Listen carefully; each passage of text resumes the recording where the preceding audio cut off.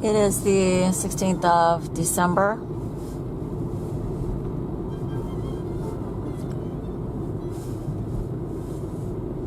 You can see that lines are being sprayed in, line upon line, and always in front of the sun. I don't know if you can appreciate my windshield here. It's full of white dust. It's not precipitation. It's just this white shite that's falling down from the sky. They're sealing up the sky in order to keep the temperatures above zero overnight, which is what they've been doing for the last, I don't know, in my opinion, since around 2009. The year after, look at this, the year after the so-called financial crisis that they made happen. Look at that. They're just chasing each other.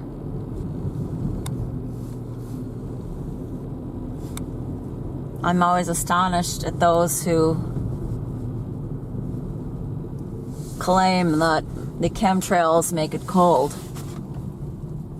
If the chemtrails were making it cold, why is it 8 degrees above zero today? Why did we have 12 degrees recently? The more they spray, the warmer it gets. That's what my experience has been.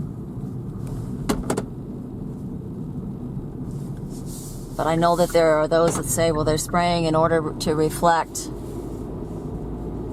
the rays of the sun back into so-called outer space. Well, if you've got the sun, and between the sun and the earth there is a dome, and you're spraying electromagnetic conducting particles, particulates, in front of the dome, and the sun is shining through the dome on the particulates, you're going to get more sweltering heat than you've ever known. They're talking too here in Disturbia about what they're going to do when it gets really, really hot or we get more torrential rainfall. Now, how does this heat and this rainfall correlate? If they're telling us that it's becoming a desert here, why do we have so much rain? You see, so there is a definite connection between the rainfall and the rise in temperature. Just as there is a definite connection between the fog, which results from the rain, and the rise in temperature. And why people won't see this is beyond me. I don't know.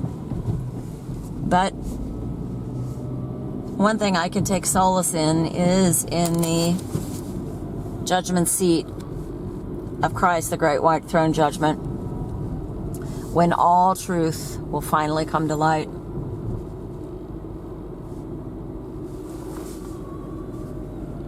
You can see this has been sprayed in one way and that's been sprayed in the other. This is how they create the vortices. They spray a straight line and then they spray spokes off of it. Look at this. It's a disgrace, really.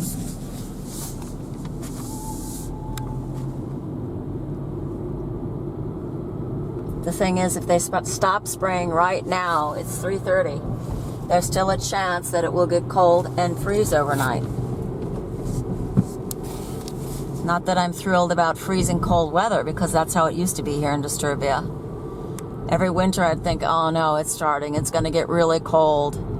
My hands are going to freeze. Look at people walking around without gloves. You don't need gloves.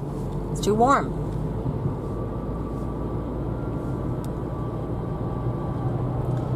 There's no frost. Of course, it's really hard to dig in the ground and build when the ground is frozen. So that's probably another reason. Look at all this water here. When I go over the bridge, I can show you. Water galore. And then you have people that say, just recently somebody told me, look at all the water here laying around. Standing, I should say. Puddles, huge puddles.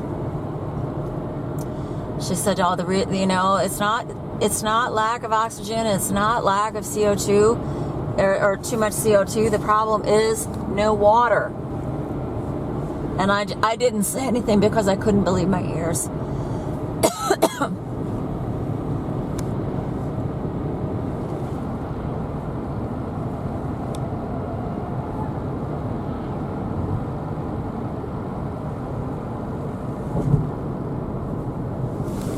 You can see the water. This is every winter it's the same way, every spring it's the same way, and last summer we had record rain in July, and we also had record rain in May. And now they're telling us the reason why the trees are dying is because there's not enough water, but this is the reason why.